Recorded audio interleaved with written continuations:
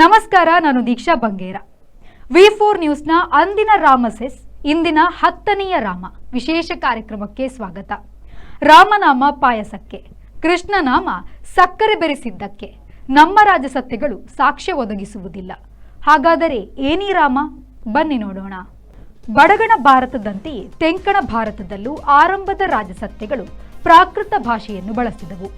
ದ್ರಾವಿಡ ಮೂಲ ಭಾಷೆ ಮಾತನಾಡಿದವು. ಅಶೋಕನ ಪಾಳಿ ಪ್ರಾಕೃತ ಶಾಸನಗಳ ಬಳಿಕ ನಮಗೆ ಶಾತವಾಹನರ ಶಾಸನಗಳು ಸಿಗುತ್ತದೆ. ಇವು ಸಹ ಪ್ರಾಕೃತದಲ್ಲಿದೆ. ದ್ರಾವಿಡದ ಮೂಲ ಸೊಗಡನ್ನು ಸ್ವಲ್ಪ ಹೊಂದಿದೆ. ರಾಮಾಯಣಗಳು 300. ಈ ಬಗೆಗೆ 300 ರಾಮಾಯಣಗಳು ಎಂಬ ಇಂಗ್ಲಿಷ್ ಪುಸ್ತಕವಿದೆ. ವಿಶ್ವವಿದ್ಯಾನಿಲಯಗಳಲ್ಲೇ ಇದು ಚರ್ಚೆಯಾಗಿದೆ. ರಾಮಾಯಣ ಅತ್ತ ಇರಲಿ, ರಾಮ ದಕ್ಷಿಣಕ್ಕೆ ಬಂದದ್ದು ಯಾವಾಗ? ಇಲ್ಲಿನ ಅಧಿಕೃತ ಆರಂಭದ ರಾಜಸತ್ಯಗಳು ಶಾತವಾಹನರಲ್ಲಿ ಒಬ್ಬ ಕೂಡ ರಾಮ ಎಂಬ ಹೆಸರನ್ನು ಹೊಂದಿರಲಿಲ್ಲ. ಅವರು ಸಿಮುಖ, ಶಿವಸ್ವತಿ, ಶಾತಕರ್ಣಿ, ಪುಲುಮಾವಿ ಮೊದಲಾದ ಹೆಸರುಗಳನ್ನು ಹೊಂದಿದ್ದರು. ಅಧಿಕೃತವಾಗಿ ಕದಂಬ ರಾಜಸತ್ಯ ಬಂದಾಗ ಅವರಲ್ಲಿ ಕಂಗವರ್ಮ, ಬಗಿತಾರ್ಹ, ಕಾಕತ್ಸವರ್ಮ, ಶಿವಮಾಂದತಿ ವರ್ಮ ಮೊದಲಾದ ಹೆಸರುಗಳು ಕಾಣಿಸುತ್ತದೆ. ಅಧಿಕೃತವಾಗಿ ಕ್ರಿಸ್ತಶಕ 4ನೆಯ ಶತಮಾನದ ಬಳಿಕ ಗುಪ್ತ ಸಾಮ್ರಾಜ್ಯದ ಕಾಲದಲ್ಲಿ ಸಂಸ್ಕೃತದಲ್ಲಿ ಅಧಿಕೃತ ಸಾಹಿತ್ಯ, ಸಂಸ್ಕೃತಕ್ಕೆ ಮತ್ತು ವೈದಿಕ ಧರ್ಮಕ್ಕೆ ಮುಖ್ಯತ್ವ ಸಿಗತೊಡಗಿತು. ಆದರೆ ಕದಂಬ ವಂಶದಲ್ಲೂ ರಾಮ ಹೆಸರಿನ ಯಾವ ರಾಜರೂ ಬರಲಿಲ್ಲ. ಕದಂಬ ಅರಸು ವಂಶದಲ್ಲಿ 6ನೆಯ ಶತಮಾನದಲ್ಲಿ ವಿಷ್ಣುವರ್ಮ, ಕೃಷ್ಣವರ್ಮ ಎಂಬ ಅರಸರು ಕಾಣಿಸುತ್ತಾರೆ. ಆದರೆ ವಿಷ್ಣು, ಲಕ್ಷ್ಮಿ 12ನೆಯ ಶತಮಾನದವರೆಗೆ ಜೈನರ ದೇವರೇ ಆಗಿದ್ದರು. 12ನೆಯ ಶತಮಾನದಲ್ಲಿ ಮಹಾಭಾರತಕ್ಕೆ ಕೃಷ್ಣ ಉವಾಚಕ್ಕೆ ಬದಲು ಭಗವಾನ್ ಉವಾಚ ಸೇರುವವರೆಗೆ ಕೃಷ್ಣನು ಪಾಂಡವ ಮಿತ್ರನಾಗಿಯಷ್ಟೇ ಪರಿಗಣಿತನಾಗಿದ್ದಾನೆ. ಗಂಗ ದೊರೆಗಳಲ್ಲಿ ರಾಚಮಲ್ಲ, ಬೂತುಗ, ಎರೆಗಂಗ, ಶಿವಮಾರ, ದುರ್ವಿನೀತ, ಸೇಗೊಟ್ಟ, ನೀತಿಮಾರ್ಗ ಮೊದಲಾದ ಅರಸರಿದ್ದರು. ರಾಮ ಎಂಬ ಹೆಸರಿನ ರಾಜ ಯಾರೂ ಇರಲಿಲ್ಲ. ಈ ರಾಜವಂಶದಲ್ಲಿ ಮಾಧವ ಎಂಬ ಹೆಸರಿನ ಅರಸು ಬರುತ್ತಾನೆ. ಇದು ಅದಾಗಲೇ ಭಾರತದಲ್ಲಿ ವೈದಿಕವು ಗಟ್ಟಿಗೊಳ್ಳುತ್ತಿದ್ದ ಕಾಲವಾಗಿದೆ. ಪ್ರಸಿದ್ಧ ಬಾದಾಮಿ ಚಾಲುಕ್ಯ ರಾಜಸತ್ತೆಯಲ್ಲಿ ಪುಲಿಕೇಶಿ ವಿನಯಾದಿತ್ಯ, ವಿಕ್ರಮಾದಿತ್ಯ, ವಿಜಯಾದಿತ್ಯ ಮೊದಲಾದ ಅರಸರು ಆಗಿ ಹೋದರು. ಇವರಲ್ಲೂ ರಾಮ ಹೆಸರಿನ ಅರಸರು ಇರಲಿಲ್ಲ. ಈ ಎಲ್ಲ ಅರಸರುಗಳ ಕಾಲದಲ್ಲಿ ರಾಮ ದೇವಾಲಯಗಳು ಕೂಡ ಆಗಿಲ್ಲ. ಬಾದಾಮಿ ಚಾಲುಕ್ಯರಲ್ಲಿ ಕುಬ್ಜ ವಿಷ್ಣು ಹೆಸರು ಬಂದಿದೆ. ಇದು ಕೂಡ ಜೈನ ಸಂಬಂಧಿಯೇ ಆಗಿದೆ. ರಾಷ್ಟ್ರಕೂಟ ರಾಜಸತ್ತಿಯಲ್ಲಿ ದಂತಿದುರ್ಗ, ಅಮೋಘ ವರ್ಷ, ಕರ್ಕ, ಇಂದ್ರ, ಗೋವಿಂದ ಇತ್ಯಾದಿ ಅರಸರು ಬರುತ್ತಾರೆ. ಇವರಲ್ಲಿ ಕೃಷ್ಣ ಹೆಸರಿನ ಅರಸರು ಹೆಚ್ಚು ಇದ್ದರು.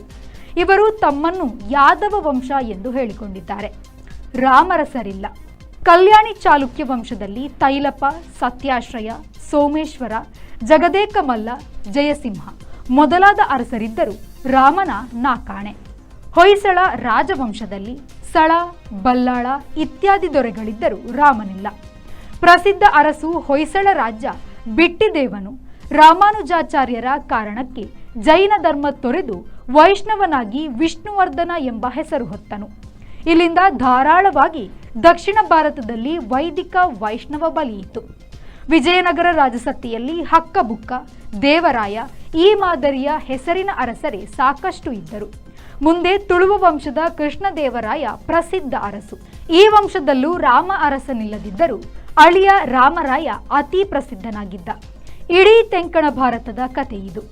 ರಾಮೇಶ್ವರದ ಶಿವಾಲಯವನ್ನು ರಾಮಾಯಣದೊಂದಿಗೆ ಬೆರೆಸಿ ರಾಮ ಪೂಜಿಸಿದ ಲಿಂಗ ಎಂದು ರಾಮೇಶ್ವರ ಆಲಯ ಮಾಡಿದ್ದಾರೆ. ಹಳೆಯ ದೇವಾಲಯಗಳಲ್ಲಿ ರಾಮ ಗರ್ಭಗುಡಿಯ ದೇವರು ಅಲ್ಲದಿದ್ದರೂ ರಾಮಾಯಣದ ಶಿಲ್ಪ, ಚಿತ್ರ ಬಹುತೇಕ ಕಡೆ ಕಂಡಿವೆ. 15ನೆಯ ಶತಮಾನದ ಬಳಿಕವಷ್ಟೇ ಇಲ್ಲೆಲ್ಲ ಅಧಿಕೃತವಾಗಿ ರಾಮನಿಗೆ ಮಂದಿರಗಳನ್ನು ಕಟ್ಟಲಾಗಿದೆ. 1 ಶತಮಾನದಿಂದ ರಾಮ ಭಜನೆ, ರಾಮಗುಡಿ ಎಂಬುವುದು ಬಹುತೇಕ ಊರಿಗೆ ಬಂದಿದೆ. 16ನೆಯ ಶತಮಾನದ ದಾಸ ಪರಂಪರೆಯ ಬಳಿಕ ರಾಮ ಎಂಬ ಹೆಸರನ್ನು ಜನರು ಇಲ್ಲೆಲ್ಲ ಇಟ್ಟುಕೊಳ್ಳತೊಡಗಿದರು. ಅತಿ ಪುರಾತನ ದಾಖಲೆ ಎಂದರೆ ಈಜಿಪ್ತಿನ ಫರೋ ದೊರೆಗಳಲ್ಲಿ ರಾಮಸೆಸ್ ಇದ್ದುದು. ಭಾರತದ ಹಳೆಯ ಅರಸರಲ್ಲಿ ಈ ಹೆಸರಿನವರು ಇಲ್ಲವೇ ಇಲ್ಲ. ಈಗಿನ ಪ್ರಸಿದ್ಧ ರಾಮ ಅರಸರುಗಳು ಎಂದರೆ ಥೈಲ್ಯಾಂಡಿನ ಅರಸರುಗಳು. ಥೈಲ್ಯಾಂಡಿನ ಈಗಿನ ರಾಮ ದೊರೆ 10ನೆಯ ರಾಮ. ಇವರ ಮೂಲ ಹೆಸರು ವಜಿರಲಾಂಗ್ ಖಾನ್. ಇವರು ಬೌದ್ಧ ಧರ್ಮವನ್ನು ಅನುಸರಿಸುತ್ತಾರೆ. ಅಯೋಧ್ಯೆಯ ಉತ್ಖನನದಲ್ಲಿ ಕೂಡ ಕೆಳಸ್ತರದಲ್ಲಿ ಬೌದ್ಧ ಕುರುಹುಗಳು ದೊರೆತಿದ್ದವು.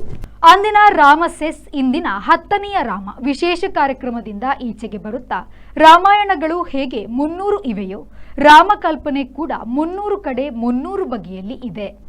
ನಮಸ್ಕಾರ. ಇದು ಈ ಹೊತ್ತಿನ ಸುದ್ದಿ. ನಿರಂತರ ಸುದ್ದಿ ಮತ್ತು ಮನೋರಂಜನೆಗಾಗಿ V4 ನ್ಯೂಸ್ನ ಫೇಸ್ಬುಕ್ ಪೇಜ್ನ ಫಾಲೋ ಮಾಡಿ ಹಾಗೂ ಯೂಟ್ಯೂಬ್ ಚಾನೆಲ್ನ ಸಬ್ಸ್ಕ್ರೈಬ್ ಮಾಡಿ.